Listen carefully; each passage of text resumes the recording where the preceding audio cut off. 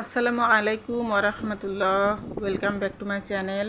আমার প্রিয় প্রিয় আপু ভাইয়ারা, আপনারা সবাই কেমন আছেন? আশা করছি মহান আল্লাহ তাআলার অশেষ রহমতে আপনারা সবাই যেখানে যে অবস্থাতেই আছেন ভালো আছেন। আমরাও আলহামদুলিল্লাহ মহান আল্লাহ তাআলার অশেষ রহমতে সবাই ভালো আছি। তো নতুন আরেকটি ভিডিওতে আপনাদের সবাইকে আবারও ওয়েলকাম করছি। আর এটা হচ্ছে আমাদের সবজি বাগান। তো আমাদের সবজি বাগান তো আমি অনেকবারই আমার প্রিয় প্রিয় আপুদের সাথে শেয়ার করেছি। তো আমাদের সবজি বাগান কিন্তু এখন সবজি বাগান নেই। তো এখন সবজি বাগানটা হয়ে গিয়েছে নার্সারি। তো আপনারা দেখতে পাচ্ছেন যে প্রচুর পরিমাণে গাছ এনেছে মানে বিভিন্ন ধরনের ফলের চারা, তারপর ফুলের চারা, তো এগুলো নিয়ে এসেছে।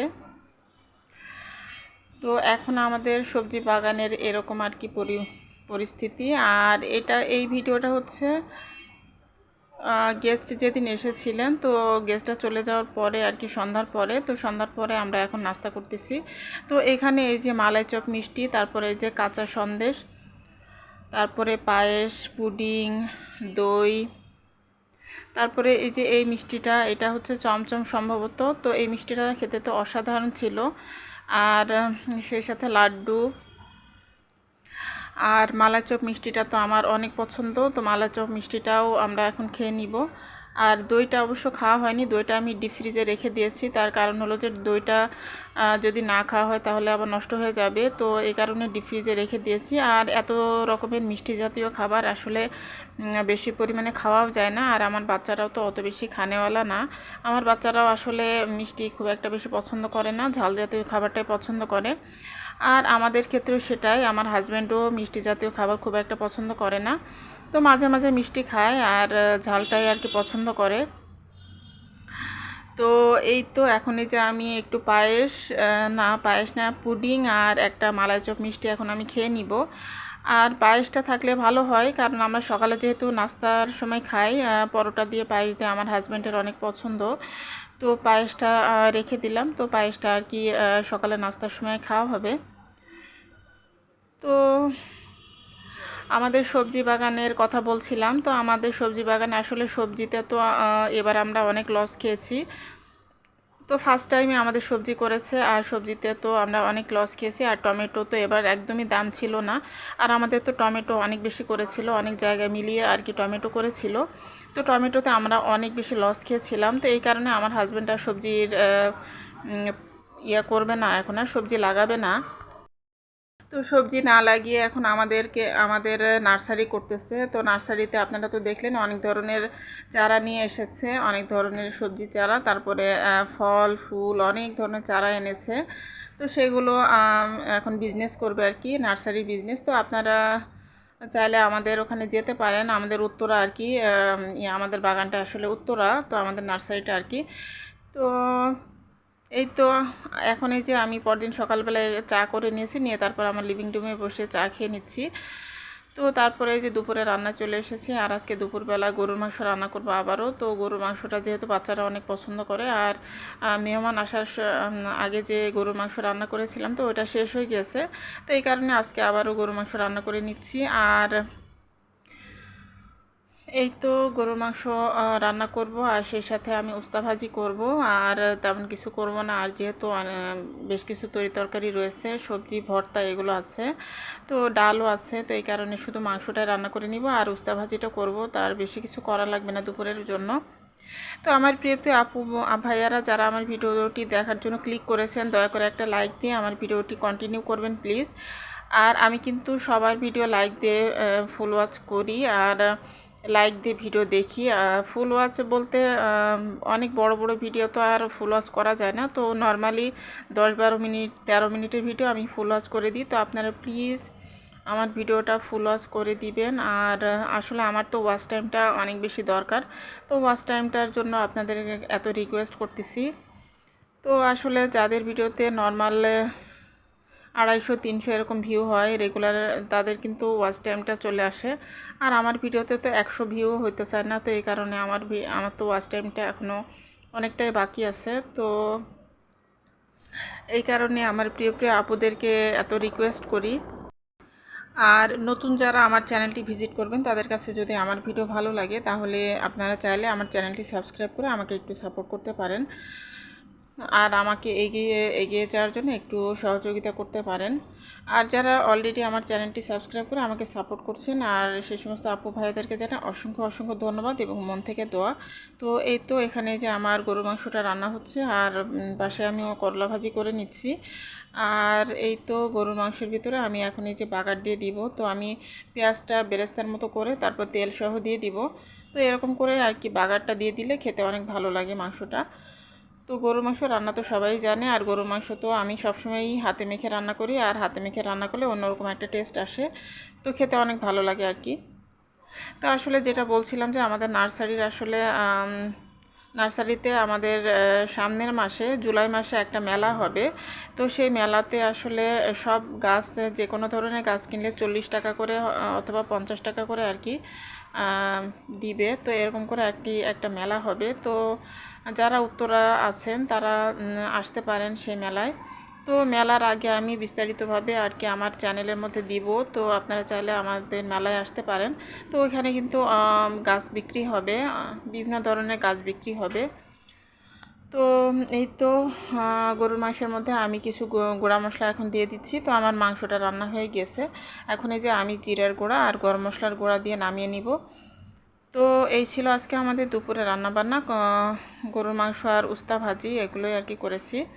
খুব বেশি কিছু রান্না করিনি, যেহেতু গত দিনের রান্না আছে। তো এখন তো বাচ্চাদের স্কুল খুলে গিয়েছে, আমার মেয়ের স্কুল কোচিং সব কিছুই চলছে। তারপরে মেয়েকে স্কুলে দিয়ে আসা, তারপরে আবার স্কুল থেকে আমার মেয়ে নিজে নিজে কোচিংয়ে চলে যায়। তো ওখান থেকে তারপর 2:30টার সময় ওর কোচিং ছুটি হয়। তো তখন গিয়ে আনতে হয়। আমার ছেলে মাঝে মাঝে যায়, আমিও যাই। তো এইভাবে করে আর কি আমাদের চলতেছে। তো আসলে সারাটা দিন তো ব্যস্ততার মধ্যে চলে যায়। তো এই তো এই ছিল আমার রান্নাবান্না।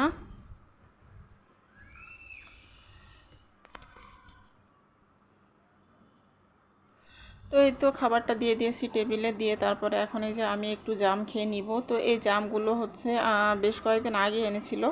তো অর্ধেকটা জাম খাওয়া হয়েছিল, আর বাকি অর্ধেকটা আর কি খাওয়া হয়নি। তো এক সাইড থেকে পচে গিয়েছিল। তো আমি আবার সেই সাইডগুলো কেটে ফেলে দিয়েছি, মানে পচা অংশগুলো আমি ছুরিতে কেটে ফেলে দিয়েছি। দিয়ে তারপরে যে অংশগুলো ভালো আছে, তো সেই অংশগুলো আমি এখন এই যে খেয়ে নিচ্ছি। তো এখানে যে লবণ মরিচ দিয়ে আমি জাম খেয়ে নিব। তো জামগুলো কিছু জাম আর কি খাবো, আর বাকি জামগুলো আমি ভর্তা করে নিব, নিয়ে তারপরে বাচ্চাদেরকে দিয়ে দিব আর আমিও খাবো। তো জাম ভর্তাটা করলে সবাই মোটামুটি খায়। তো জামটা তো আমার কাছে অনেক ভালো লাগে, জাম ফলটা আমি অনেক পছন্দ করি। তারপরে লিচুটাও আমি পছন্দ করি। তো এমনিতে মোটামুটি সব ধরনের ফলই আমি পছন্দ করি, কোনোটাই অপছন্দ নেই আমার। সব ফলই আমি মোটামুটি খাই। তো এই তো, আর গত ভিডিওতে তো আমি আমার লিভিং রুমের ট্যুর দিয়েছিলাম। তো আমার প্রিয় প্রিয় অনেক আপুরাই আর কি কমেন্ট করেছেন যে মানে আমার লিভিং রুমটা নাকি সবার কাছেই ভালো লেগেছে। তো সব আপুদেরকে যেন অসংখ্য অসংখ্য ধন্যবাদ এত সুন্দর সুন্দর কমেন্ট করার জন্য। তো আসলে আমি আমার সাধ্যমতো যতটুকু যা পেরেছি সেভাবেই আমার লিভিং রুমটাকে আমি এভাবে আর কি সাজিয়ে নিয়েছি। তো এই তো বিকালের পরিবেশটা এরকম ছিল, আকাশটা অনেক সুন্দর ছিল, একদম নীল আকাশ ছিল। আর এখন এই যে সন্ধ্যার পরে আমি পাস্তা এনেছিল। তো পাস্তা আমি অর্ধেকটা বক্সে করে ঢেলে রেখে দিব, আর বাকি অর্ধেকটা এখন পাস্তা রান্না করব বাচ্চাদের নাস্তার জন্য। আর আমার বাচ্চারা তো সন্ধ্যার পরে যদি ভারী নাস্তা করে তাহলে রাতের বেলা ওরা আর কিছু খায় না। তো পাস্তা রান্না করলে ওদের মানে ডিনারটাও আর কি হয়ে যাবে, তো ওদের রাতের বেলা আর কোনো কিছু খাওয়া লাগবে না। তো আমি আসলে আজকে পাস্তা রান্না করব গরুর মাংস দিয়ে। তো যে রান্না করা গরুর মাংস আছে, তো সেটাও আমি এই পাস্তার মধ্যে দিয়ে দিব। আর সেই সাথে আমি সসেস দিব। তো সসেস, ডিম আর গরুর মাংস দিয়ে পাস্তাটা রান্না করব। আর এখানে যে পাশের চুলায় আমি দুধ জাল করতে দিয়েছি, আর এই তো আমি এখন পাস্তাটা রান্না করে নিচ্ছি। তো আমি তেলের মধ্যে একটা ডিম দিয়ে দিয়েছি, দিয়ে তারপরে স্ক্র্যাম্বল করে নিয়েছি। তারপরে আমি একটা সসেস স্লাইস করে কেটে নিয়েছি, তারপরে আমি কাঁচামরিচ কুচি দিয়ে দিয়েছি। তো এখন এই যে আমি টমেটো সস দিয়ে দিলাম, দিয়ে তারপরে এখন এই যে নাড়াচাড়া করে তারপরে সব কিছুই ভালোভাবে ভেজে নিব। তো এই তো এই এই নাস্তা আমি অবশ্য সয়াবিন তেল দিয়ে করতেছি, কারণ এমনিতে নর্মালি আমরা তো সরিষার তেল দিয়ে রান্না করি। তো এই ধরনের নাস্তা বানানোর সময় আমি অবশ্য সয়াবিন তেলটা ব্যবহার করি। আর এখন এই যে আমি পাস্তার যে মশলা ছিল, তো সেই মশলাটা 1 প্যাকেট দিয়ে দিয়েছি। তো 1 প্যাকেট পাস্তার মধ্যে 2 প্যাকেট মশলা ছিল, তো অর্ধেকটা আমি অর্ধেকটার জন্য 1 প্যাকেট মশলা দিয়ে দিয়েছি, আর বাকি অর্ধেকটার জন্য আর 1 প্যাকেট মশলা আমি রেখে দিয়েছি। তো এই তো পাস্তার মধ্যে আসলে তেমন কোনো মশলা দেওয়া লাগেনি, কারণ আমি যেহেতু গরুর মাংস দিয়েছিলাম, তো গরুর মাংসের মধ্যে তো অনেক মশলা দেওয়াই ছিল, তো এই কারণে আর কি তেমন মশলা দেওয়া লাগেনি।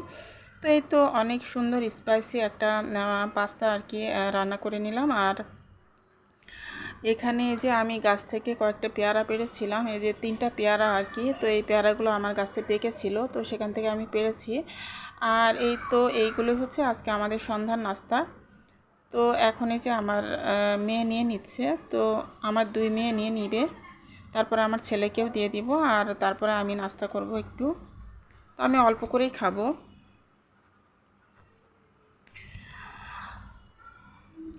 তো এই ছিল আজকে আমাদের সন্ধ্যার নাস্তা। তো আমার বাচ্চারা তো এগুলো খেয়ে, আর রাতের বেলা তো ওরা কিছুই খায়নি, তো ওদের এটাতেই নাকি হয়ে গেছে, আর ওরা এরকমই করে। তো পাস্তা যেদিন রান্না করি সেদিন ওরা রাতের বেলা কোনো কিছুই খায় না, এটাই ওদের ডিনার হয়ে যায়। আর সে সাথে আমি পেয়ারাগুলো কেটে নিব। তো পেয়ারাগুলোর মধ্যে একটু আর কি পোকা হয়ে গেছে, আর যেহেতু কয়দিন একটানা বৃষ্টি হয়েছিল, আর একটানা বৃষ্টি হলে ফলের মধ্যে পোকা হয়ে যায়, বিশেষ করে পেয়ারার মধ্যে আর কি পোকা হয়ে যায়। তো পোকা অংশগুলো আর কি কেটে ফেলে দিয়েছি, দিয়ে তারপরে বাকি অংশগুলো খেয়েছিলাম। তো সেটা রেকর্ড করা হয়নি, আর পেয়ারা পাড়ার সময়ও রেকর্ড করা হয়নি। তো আমার কাছে এখনও অনেকগুলো পেয়ারা আছে, তো পরবর্তীতে যখন পেয়ারা পাকবে তখন পাড়ার সময় দেখা যাক, রেকর্ড করব। তো আজকের মতো এই তো এগুলো দিয়ে আমরা নাস্তা করে নিব। তো আজকের মতো এখান থেকেই বিদায় নিচ্ছি।